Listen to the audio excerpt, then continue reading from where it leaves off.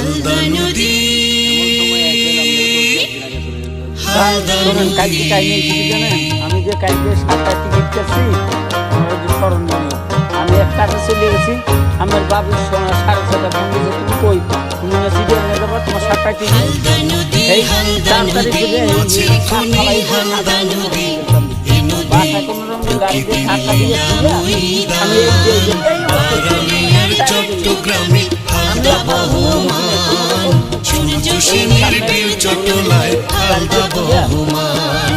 হালদা নদী মাছের খনি হালদা নদী এ নদী প্রকৃতির মহিদান আড়ালিয়ার চট্টগ্রামে হালদা বহমান সূর্য সেনের বীর চট্টলায় হালদা বহমান।